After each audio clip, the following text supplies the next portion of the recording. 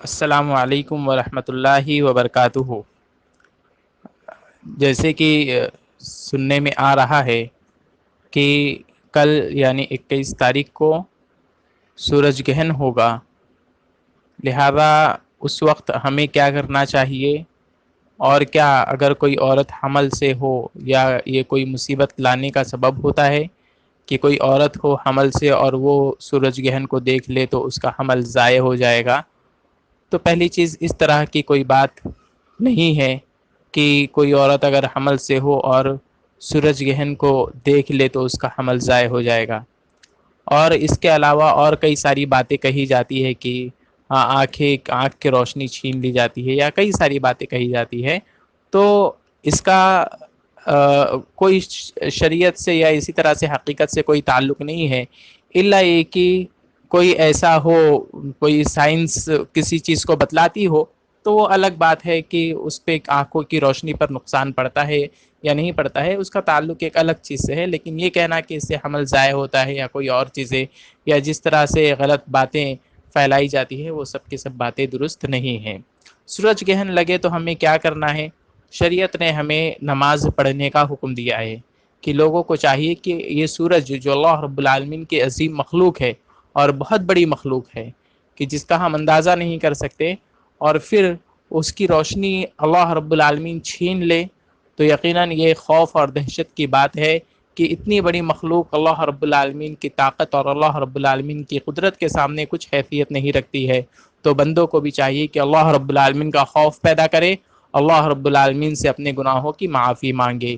اور اس وقت اللہ کے رسول صلی اللہ علیہ وسلم صحابہ کرام کو جمع کرتے تھے اور نماز پڑھاتے تھے۔ البتہ سورج گرہن جسے صلاۃ الکسوف کہا جاتا ہے، تو اس کی نماز کا طریقہ عام نمازوں سے تھوڑا مختلف ہے۔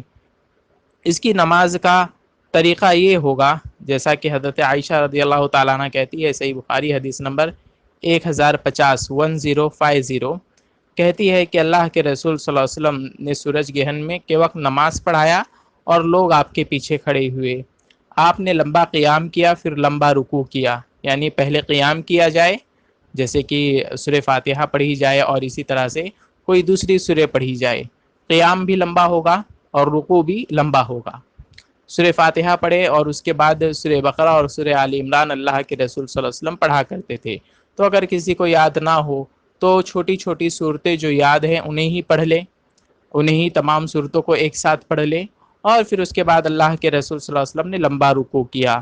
کہتی ہے پھر آپ صلی اللہ علیہ وسلم کھڑے ہوئے اور دوبارہ قیام کیا۔ عموماً ہم رکوع کے بعد سجدے میں چلے جاتے ہیں، تو اللہ کے رسول صلی اللہ علیہ وسلم جب دوبارہ کھڑے ہوئے تو آپ نے پھر اللہ اکبر سمیع اللہ لمن حمیدہ کہنے کے بعد ہاتھوں کو باندھ لیا۔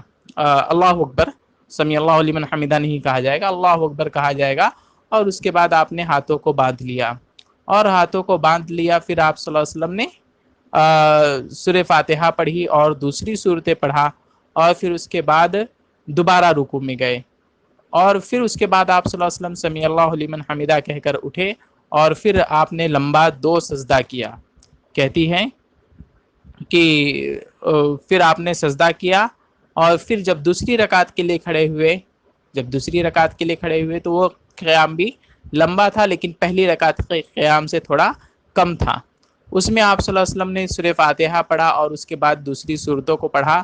پھر آپ صلی اللہ علیہ وسلم رکوع میں گئے، رکوع سے اٹھنے کے بعد دوبارہ اللہ کے رسول صلی اللہ علیہ وسلم کھڑے ہوئے اور سجدے میں نہیں گئے۔ پھر آپ صلی اللہ علیہ وسلم نے ہاتھوں کو باندھ لیا، اور اس کے بعد آپ صلی اللہ علیہ وسلم نے سورہ فاتحہ پڑھا، کچھ صورتیں پڑھا، پھر آپ رکوع میں گئے۔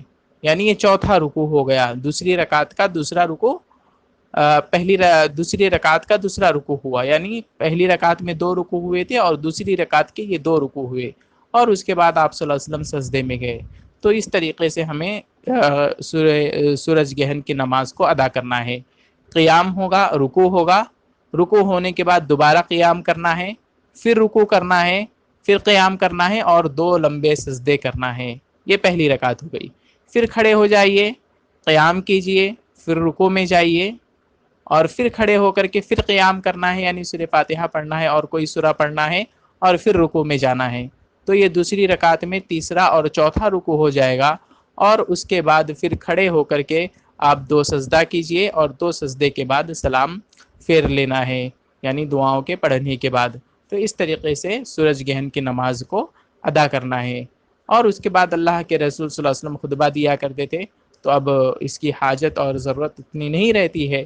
لہذا اگر کوئی زیادہ تعداد میں ہو، لوگ گھر کے افراد زیادہ ہوں، تو انہیں خطبہ بھی دیا جا سکتا ہے، تھوڑی بہت نصیحت کی جائے، اللہ رب العالمین کا خوف، اللہ رب العالمین کا رعب، اللہ رب العالمین کی قدرت کا ذکر ہو.